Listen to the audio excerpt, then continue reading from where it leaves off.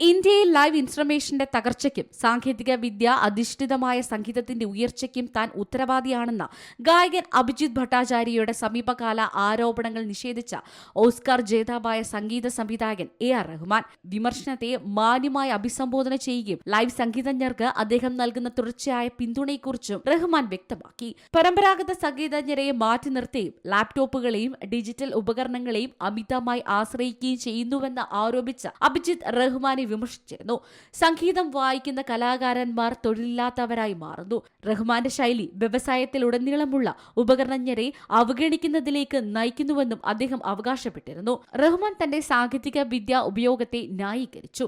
അത് തത്സമയ സംഗീതജ്ഞരെ മാറ്റി സ്ഥാപിക്കുകയല്ല, മറിച്ച് സംഗീത നിർമ്മാണ പ്രക്രിയയെ മെച്ചപ്പെടുത്തുക എന്നതാണെന്ന് അദ്ദേഹം വിശദീകരിച്ചു.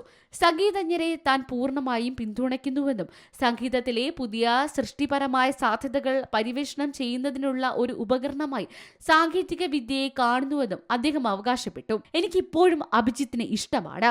ഞാൻ അദ്ദേഹത്തിന് കേക്കുകൾ അയക്കുമായിരുന്നു. അദ്ദേഹം പറഞ്ഞത് അദ്ദേഹത്തിന്റെ അഭിപ്രായമാണ്. അങ്ങനെ ഒരു കാര്യം ഉണ്ടാകുന്നതിൽ തെറ്റൊന്നുമില്ല. ഞാൻ അടുത്തിടെ ദുബായിൽ 60 സ്ത്രീകളുമായി ഒരു ഓർക്കസ്ട്ര സ്ഥാപിച്ചു. അവർക്ക് എല്ലാ മാസവും ജോലി ലഭിക്കുന്നുണ്ട്. അവർക്ക് ഇൻഷുറൻസ് ഉൾപ്പെടെ ലഭിക്കുന്നു. ഞാൻ ചെയ്യുന്ന എല്ലാ സിനിമകളിലും, അത് ചാവയായാലും പൊന്നിയൻ സെൽവൻ ആയാലും, ഏകദേശം 200 മുതൽ 300 സംഗീതജ്ഞരെ ഉൾപ്പെടുത്തുന്നു.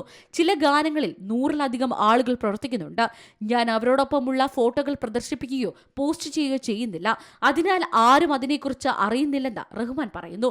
കമ്പ്യൂട്ടറുകൾ എന്നത് സവിശേഷമായ സ്വരച്ചേർച്ചകൾ രൂപകൽപ്പന ചെയ്യുന്നതിനുള്ള ഒരു ഉപകരണം മാത്രമാണെന്നും അതുവഴി പുതിയ ശബ്ദങ്ങൾ പരിവേഷണം ചെയ്യാൻ തനിക്ക് കഴിയുന്നുണ്ടെന്നും റഹ്മാൻ വ്യക്തമാക്കി. Entertainment desk, C Malayalam news. ഏറ്റവും പുതിയ വാർത്തകളും വിശേഷങ്ങളും വിരൽ തുമ്പിലറിയാൻ സി മലയാളം ന്യൂസ് എല്ലാ ഡിജിറ്റൽ പ്ലാറ്റ്ഫോമുകളിലും ലഭ്യം.